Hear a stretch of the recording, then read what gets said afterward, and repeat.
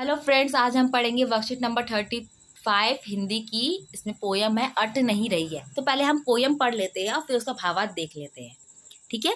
अट नहीं रही है, अट नहीं रही है, आभा फागुन की तन सट नहीं रही है, कहीं सांस लेते हो घर घर भर देते हो, उड़ने को नभ में तुम पर कर देते हो। आंख हटाता हूं तो हट नहीं रही है, पत्तों से लड़ी दाल, कहीं हरी कहीं लाल, कहीं पड़ी है उर में मंद गंध, पुष्प माल पाट पाट शोभा श्री पट नहीं रही है। तो इसमें जो हमारा कवि है वो क्या कर रहा है, कौन से मौसम के बारे में बता रहा है, ये वसंत मौसम के बारे में बता रहा है। तो इसमें भावार्थ हम फटाफट से देख लेते हैं, क्या भावार्थ है इसका। प्रस्तुत पंक्तियों में कवि ने फागुन माह में आने वाली वसंत ऋतु का वर्णन बहुत ही खूबसूरत ढंग से किया है। कवि कहते हैं कि फागुन की आभा इतनी अधिक है कि वो प्रकृति में समा नहीं पा रही है।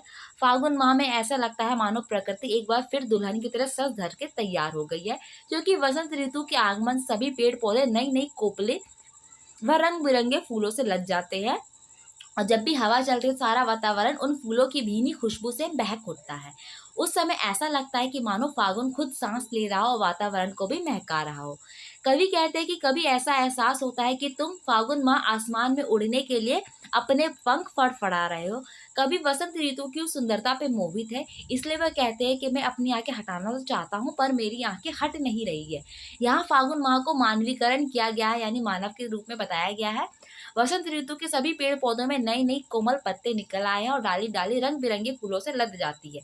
कवि उस समय की कल्पना करते हुए कहते हैं कि ऐसा लग रहा है मानो प्रकृति ने अपने गले में रंग बिरंगी भीनी खुशबू देने वाली सुंदर सी माला पहन रखी है। कवि के अनुसार प्रकृति के कण कण में इतनी सुंदरता बिखरी हुई है कि अब वो दरार में समा नहीं पा रही है। यहाँ भी मानवीकरण किया गया है, यानी कवि जो है अपने जो वसंत ऋतु है उसकी बहुत ही अच्छी से खूबसूरती बता रहा है और कह रहा है कि इतनी खूबसूरत है कि मेरी आंखें उसको इतना देख रही है, इतना देख पा रही है कि मैं अपनी आंखें को बंद नहीं कर पा रहा हूँ, यानी इतनी खूबसूरती है। अब इसके क्वेश्चन आंसर देख लेते हैं। पहला क्वेश्चन है, कवि की आंख फागुन की सुंदरता से क्यों नहीं हट रही है? तो इसका आंसर है, मैंने लिखा है, कवि कहते हैं कि मानो ऐसा लग रहा है कि तुम फागुन माह आसमान में उड़ने के लिए अपने पंख फड़फड़ाए हो। कवि वसंत ऋतु की इस सुंदरता पे मोहित है, इसलिए वो कहते हैं कि मैं अपनी आंखें हटाना चाहता हूँ पर मेरी आंखें हट नहीं रही है। फ्रेंड्स, मैंने दूसरा क्वेश्चन यही लिखा हुआ है, देखते हैं। फागुन में ऐसा क्या होता है जो बाकी ऋतुओं से भिन्न होता है? तो फागुन की आभा इतनी अधिक है कि वो प्रकृति में समा नहीं पा रही है, यानी इतनी सुंदरता है फागुन में। फागुन माह, फागुन का मतलब होता है बसंत ऋतु, जो फरवरी मार्च में आता है।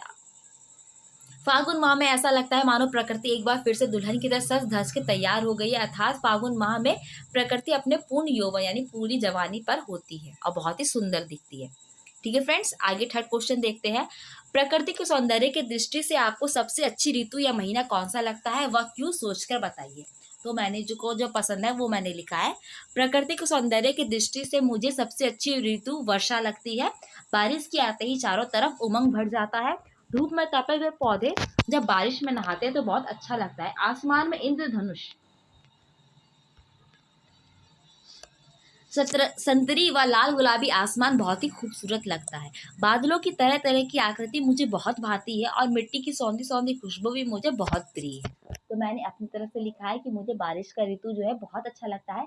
आपको बारिश का अच्छा लगता है बारिश का लिखिए, आपको गर्मी का अच्छा लगता है गर्मी का लिखिए, ठंडी का अच्छा लगता है ठंडी लिखिए, और पतझड़ अच्छा लगता है पतझड़ लिखिए। आपको जौन सा भी मौसम अच्छा लगता है आप उसके बारे में लिख सकते हैं। ठीक है। फोर्थ क्वेश्चन है, जब प्राकृतिक वस्तुएं जैसे पेड़ पौधे बादल आदि में मानवीय भावनाओं का वर्णन है, यानी निर्जीव जीवों में सजीव होना दर्शाया गया है, वहाँ मानवीयकरण अलंकार होता है। अलंकार बताया गया है कि कोई निर्जीव वस्तु है उसमें जब सजीव होना दर्शाया जाए तो उसे मानवीकरण कहते हैं। जैसे फूल हंसे, फूल हंसते तो नहीं है, इंसान हंसते हैं, तो फूल हंसे, कलियां मुस्कुराए, ये सब क्या है, मानवीकरण है जो मानव इंसान करता है। इस उदाहरण में हंसना व मुस्काना मानवीय क्रिया है जिनको फूलों व कलियों के लिए प्रयोग किया गया है। ऐसे ही प्रस्तुत कविता में से मानवीयकरण अलंकार के 2 उदाहरण ढूंढ के लिखिए, यानी कविता में से हमें 2 उदाहरण लिखना है। तो मैंने उदाहरण लिखा है, कहीं सांस लेते हो घर घर भर देते हो, उड़ने को नभ में तुम पर कर देते हो, यानी कि सांस लेना जो है वो भी क्या करते हैं, इंसान करते हैं, और जो उड़ने का काम है वो क्या करते हैं, पक्षी करते हैं, तो वो भी क्या है, जीव है। और तो ये क्या है, अब इसमें मानवीकरण हमने अलंकार डाल दिया है। आगे देखते हैं, सूर्यकांत त्रिपाठी निराला जो कि इस रचना के रचनाकार है, का जन्म बंगाल में महिषादल में सन 1899 में हुआ था, जो मूलतः गढ़ाकोला जिला उन्नाव उत्तर प्रदेश के निवासी थे। इनकी औपचारिक शिक्षा 9वीं तक महिषादल में हुई थी और इन्होंने स्वयं अध्ययन कर संस्कृत, बांग्ला और अंग्रेजी का ज्ञान अर्जित किया था। यानी इन्होंने खुद पढ़ाई की और संस्कृत, बांग्ला और अंग्रेजी का ज्ञान अर्जित किया। रामकृष्ण परमहंस और विवेकानंद की विचारधारा ने इन पर गहरा प्रभाव डाला था। सन 1961 में इनकी मृत्यु हो गई। तो गतिविधि हमें एक्टिविटी दी गई है, सूर्यकांत त्रिपाठी निराला जी के बारे में जानकारी इकट्ठा कीजिए, उनकी विभिन्न रचनाओं के नाम भी लिखिए। आप इस कार्य को विभिन्न स्रोतों की सहायता से लेकर सकते हैं। यानी हमें सूर्यकांत त्रिपाठी जी के बारे में लिखना है, तो मैंने इनके बारे में लिख दिया है, आप देख लीजिए। इनका जन्म सन 1899 में बंगाल में हुआ था, जो उत्तर प्रदेश के निवासी थे। इनके माता पिता का बचपन में ही देहांत हो गया था, जिस कारण इनकी शिक्षा भी अधूरी रह गई थी। इनका बचपन का नाम सूर्य कुमार था। 13 वर्ष की अल्पायु में ही इनका विवाह मनोहरा देवी के साथ हो गया था। मनोहरा देवी के कारण ही निराला जी की रुचि काव्य में उत्पन्न हुई, किंतु कुछ समय के बाद ही उनकी पत्नी का भी देहांत हो गया। फिर उनके पुत्र का भी कुछ समय बाद और उनकी पुत्री सरोज की भी मृत्यु हो गई। उनका पूरा जीवन कष्टों से भरा हुआ था। धीरे धीरे उनका सभी रिश्ते नाते मौत के मुंह में चले गए। ठीक है, इनकी रचनाएं क्या क्या है मैंने लिख रखी है। अनामिका, परिमल, तुलसीदास, गीतिका, अनिमा, बेला, लिली, सखी, सुकुल की बेटी, चतुरी, चमार, अप्सरा, अलका, ध्रुव और शकुंतला, ये सब इनकी रचनाएं हैं। तो आप सब इसे लिख लीजिएगा। फ्रेंड्स, यहाँ पे हमारा वीडियो कंप्लीट होता है। आपको वीडियो कैसी लगी प्लीज़ हमें बताइए। इसे लाइक कीजिए, कमेंट कीजिए, शेयर कीजिए और प्लीज़ मेरे चैनल को सब्सक्राइब कीजिए। Thank you.